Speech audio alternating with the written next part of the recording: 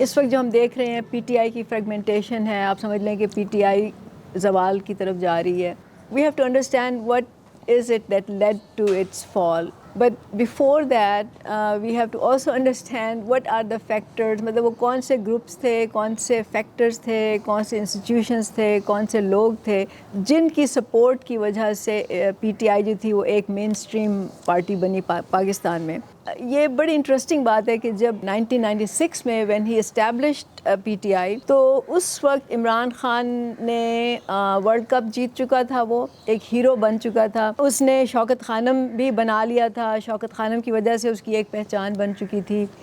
और उसने 1995 में जमायमा से भी शादी की थी, एक साल पहले पीटीआई से. मतलब जमायमा से शादी करने का मतलब ये है कि एटलीस्ट यूके के तमाम जो, because you know Jemima belongs to Goldsmith family which is you know बहुत ही अमीर फैमिली है, बिलियनियर्स हैं.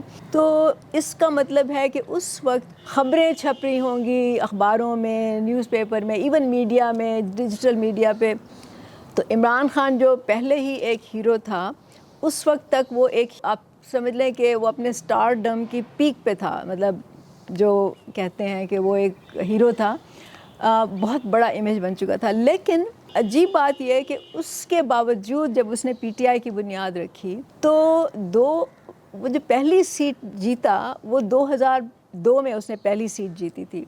इसका मतलब है कि वो तकरीबन 25-26 साल, वो कहते हैं ना कि सियासत के सहरा में वो घूम रहा था और उसको कोई नज़र नहीं आ रही थी, कोई कामयाबी नहीं हो रही थी, कोई लोग नहीं जानते उसको. तो टांगा पार्टी कहते थे एक्चुअली लोग. तो अब सवाल ये पैदा होता है कि वहाँ से लेके 2013 और फिर 2018 में, मतलब 2013 में उसने केपी में गवर्नमेंट बनाई और 2018 में उसने वफाक में हुकूमत बनाई. तो क्या चीज़ हुई इस दौरान कि उसकी पार्टी जो है वो एकदम से कामयाब होना शुरू हो गई और उसको पजीराई भी मिली. तो मेरा ख्याल है कि इस पे बात करना ज़रूरी है. उसके बाद फिर हम उसका बाकी जो है वो ट्रैक करेंगे. तो मैं जवाद अहमद साहब को दावत देती हूँ कि वो इस पे बात करें. ज़रा बताइए कि क्या हुआ उसमें. अच्छा, पहले तो हमारा जो प्रोग्राम है ना, तो मुझे लगता है इसका नाम ही होना चाहिए द फॉल ऑफ पीटीआई. क्योंकि अब तो हम सब देख रहे हैं कि जिस तरह के डिसीजंस किए हैं पीटीआई ने और जिस तरीके से अपने आप को ही नुकसान पहुंचाया, तो वो तकरीबन इस लेवल पे आ गए हैं कि शायद इस मुल्क के अंदर पॉलिटिक्स जो है उसमें उनका रोल बहुत ही कन्फाइंड सा हो जाए. लेकिन वो जिस तरह पीटीआई बनी, फिर उसके बाद पीटीआई आगे बढ़ी, तो मेरा ख्याल है कि जिस तरह आपने कहा, पहला जो फैक्टर है वो है इस्टेब्लिशमेंट. क्योंकि शौकत खानम, वर्ल्ड कप और उससे पहले भी जो हीरो का एक इमेज था, और वो तो मुझे इसलिए पता है कि हीरो का इमेज तो बाय एंड लार्ज या हर जो भी शोबिस का बंदा होता है या जो भी क्रिकेट, स्पेशली स्पोर्ट्स में क्रिकेट का जो खिलाड़ी होता है या कोई एक्टर्स होते हैं, इस तरह के जो लोग होते हैं, तो वो छोटे मोटे हीरोज़ या कोई बड़े हीरोज़ तो सब में आपको मिल जाते हैं. तो जिस फील्ड से मैं भी हूँ, हमने भी ये सब कुछ देखा हुआ है. तो लेकिन इमरान खान एक बड़े स्टैचर का हीरो बन गया, जिसको हम एक इमेज, वर्चुअल इमेज उसका काफ़ी बड़ा हो गया. अंदर से इंसान क्या होता है किसी को पता नहीं होता.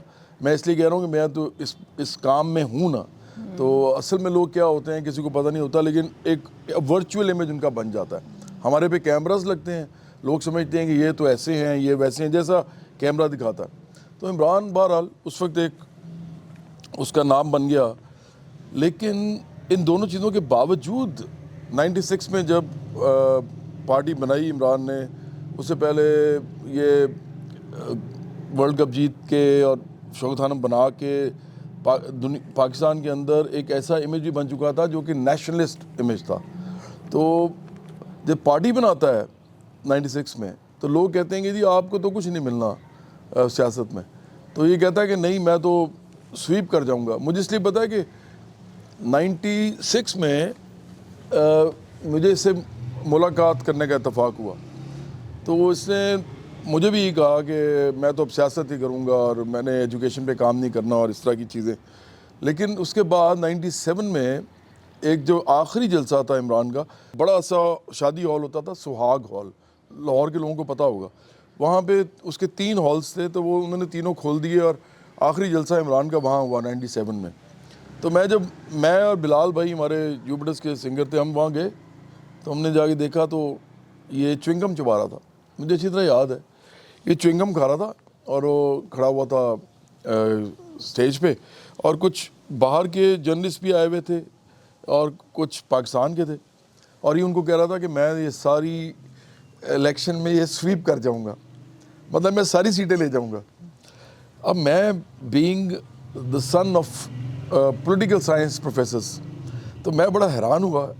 मैंने कहा ये क्या बातें कर रहा है। मैंने अब्बू को आगे बताया भी, तो अब्बू ने कहा यार अब क्या उसके ज़हन में होगा, उसके जलसों में लोग आए हैं तो उसको लग रहा होगा उसको वोट भी मिल जाएगा।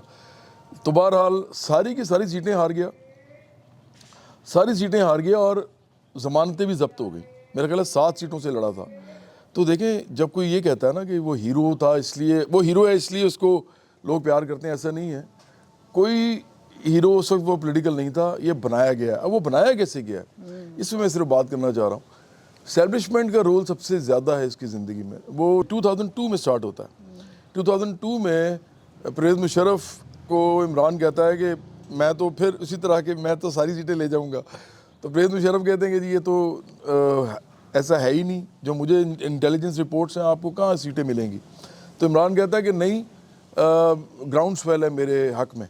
परवेज़ मुशर्रफ 10 या 12 सीटों की ऑफ़र करते हैं, इमरान नहीं मानता, और उसके बाद परवेज़ मुशर्रफ ने फिर कहा अपने लोगों को कि भाई इसको एक सीट दिलवा दो, ये जो भी है। वो तो पागल ही समझता थे एक्चुअली परवेज़ मुशर्रफ जो थे, तो वो उन्होंने कहा ये पागल सा है तो इसको एक सीट ले दो। और फिर ये भी हुआ कि फीजुल्लाह नियाज़ी, और वो ये आप इनसे पूछ सकते हैं, ये तो गवाएँ उसके, सैफुल्लाह नियाज़ी और इकरामुल्लाह नियाज़ी, इनमें से 2 नियाज़ी अब खिलाफ हैं इमरान के इस वक्त। उन सब ने मिल के कैंपेन भी की वहाँ जाके, नून लीग का बंदा भी बिठा दिया इसके हक़ में।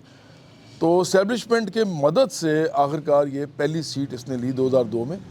और उसके बाद इस्टेब्लिशमेंट का रोल ख़त्म नहीं हुआ, वो फिर आपको धरनों में नज़र आया, वो आपको इसकी जितनी भी उठान थी उसमें नज़र आया। मुख्तलिफ जनरल्स के पीछे रहे, general Pasha, general Zahid, general Parvez Musharraf तो थे ही पहले एक ज़माने में, वो भी फ़ैन थे। उसके बाद फिर ये जनरल बाजवा, जनरल फैज़, तो ये सब दुनिया को पता है कि क्या हुआ। तो मीडिया पर हर वक्त इसको लेके रखना, हर वक्त इसकी न्यूज़ चलना, हर वक्त इसका इमेज बनाना, तो ये इस्टेब्लिशमेंट, और फिर इसके धरने करवाना और जलसे करवाना, इसके बड़े बड़े जलसे, ये सारे इस्टेब्लिशमेंट ने किया। तो पहला फैक्टर जो है ना इसकी ज़िंदगी में जो असल है वो इस्टेब्लिशमेंट है, उसको निकाल दें इमरान ख़त्म हो जाता है। दूसरे नंबर पे एक्सपैट्रिएट्स हैं, मैं ज़्यादा नहीं बोलूँगा इस पर, पता ही है हम सबको कि होता ही है कि जब मैं भी बाहर जाता हूँ, बाहर जाता था जब भी, तो लोग प्यार करते थे। वो आप उनके साथ कुछ भी कर सकते थे, प्रोजेक्ट्स आप उनके साथ चाहे कर लेते, एजुकेशन का प्रोजेक्ट, हेल्थ का कर लेते, लोग आपको प्यार करते हैं, वो कहते हैं चलो जी हम आपको सपोर्ट करते हैं। और ऐसा हुआ भी, मैंने इस तरह की कुछ चीज़ें की, लोगों ने बड़ा सपोर्ट किया। तो इमरान तो बहुत बड़ा चूँकि इमेज था, मतलब वो उस वक्त सबसे बड़ा हीरो था, तो उसने एक्सपैट्रिएट्स में ना बड़ी इन रोड्स बनाई हुई थी। तो फौजिया कसूरी जो थी वो बहुत ज़्यादा काम करती थी अमेरिका में। इसी तरह राबिया ज़िया एक औरत थी, वो पीटीआई को इस्टेब्लिश करने के अंदर इन लोगों ने बहुत ज़्यादा मेहनत की।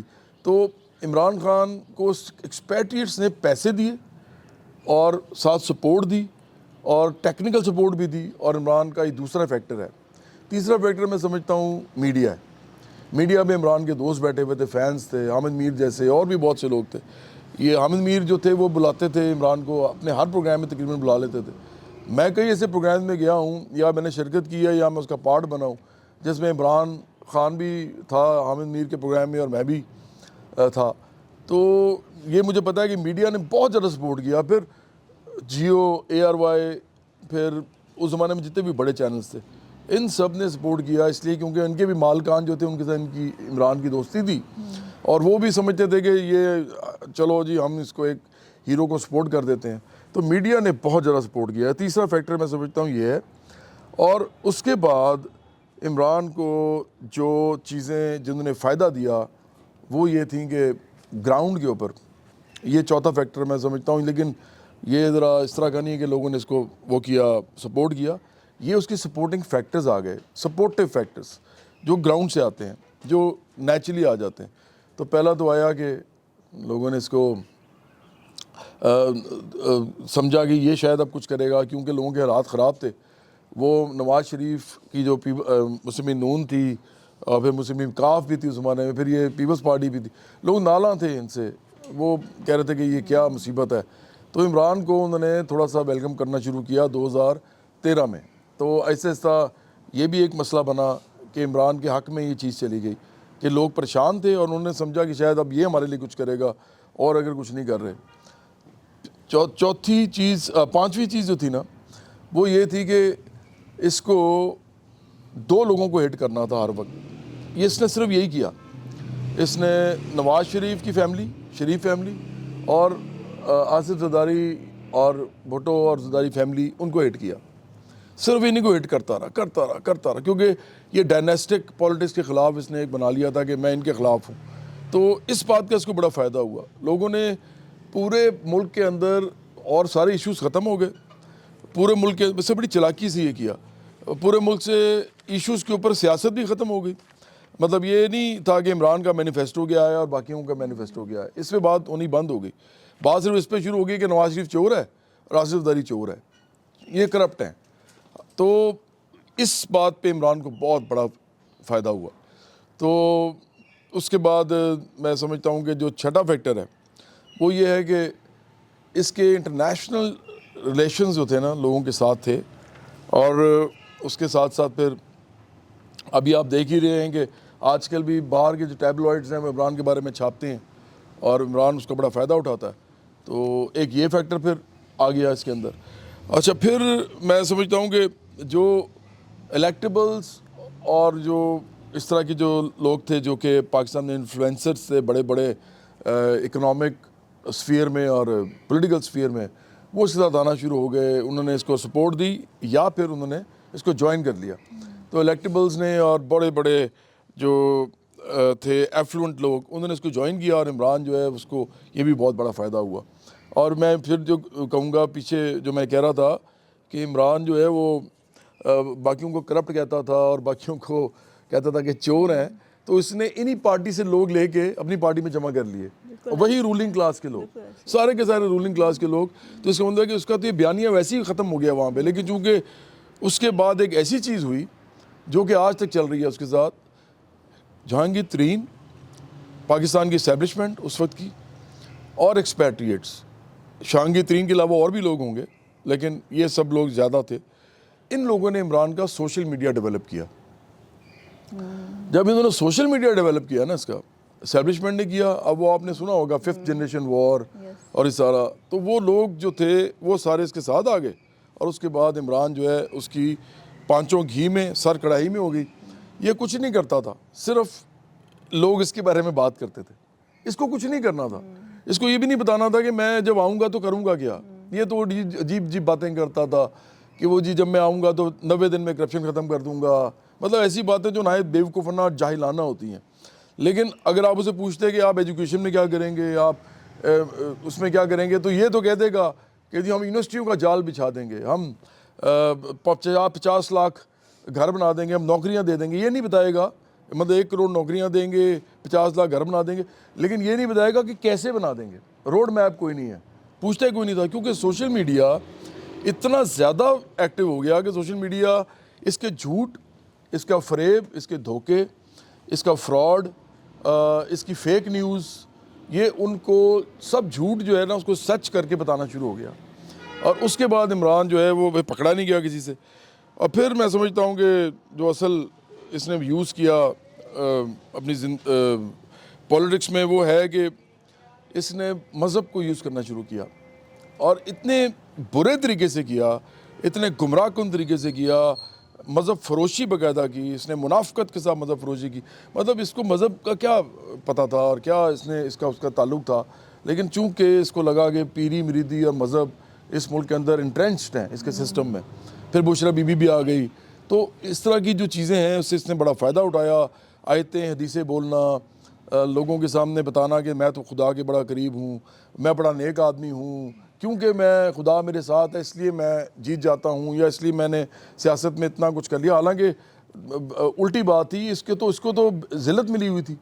मतलब 1996 से लेके 2023 2013 तक तो ज़िल्लत में रहा है ये, बल्कि 2018 तक ज़िल्लत में रहा है। तो खुदा कहाँ से आपके साथ था, नौज़ुबिल्लाह आप जो कहते रहे हैं। तो ये खुदा किसी के साथ होता है नहीं होता, इस पर बहस करने की ज़रूरत ही नहीं है पॉलिटिक्स में, लेकिन उसने ये बहस बना दी। और आखिरी फैक्टर मैं समझता हूँ जो 10वां फैक्टर है ना, वो ये है कि इसने अपने सोशल प्रोजेक्ट्स होते, सोशल प्रोजेक्ट्स को अपने हक़ में यूज़ किया। शौकत खानम की बात की, इसने कहा कि जी मैंने नमल यूनिवर्सिटी बनाई है, हालांकि उन चीज़ों का पॉलिटिक्स से कोई ताल्लुक़ नहीं है। और जब हम इससे बात करेंगे तो लोग बताएंगे, मेरे साथी सारे, कि एक्चुअली ये चीज़ें जो है ना, ये तो रद्द इनकलाबी हैं। रद्द इनकलाबी नहीं, चलें ऐसे कह लें कि ये पॉलिटिक्स के ख़िलाफ़ हैं, क्योंकि जब आप पॉलिटिक्स करते हैं तो हम लोगों को उनके राइट्स देते हैं, आप लोगों को मोबिलाइज़ करते हैं उनके राइट्स के ऊपर, और वो अपने राइट्स के लिए जिद्दोजहद करते हैं। जबकि चैरिटी का जो काम होता है वो इसलिए किया जाता है ताकि लोग राइट्स के लिए खड़े ना हों, लोग जो हैं वो चैरिटी लेते रहें आपसे, खैरात की तरफ चले जाएं। तो ये तो एक्चुअली उलट बात है। लेकिन चूँकि इमरान इस मुल्क के लोगों के साथ बात कर रहा था जो कि पहले से ही मज़हब की वजह से भी उनको गुमराह किया जाता है, और साथ उनको पीरी मुरीदी से किया जाता है, उनके ज़हन में रूहानी चीज़ें भरी जाती हैं बजाय साइंस के, बजाय टेक्नोलॉजी के, बजाय एनलाइटनमेंट के, बजाय रैशनलिज्म के।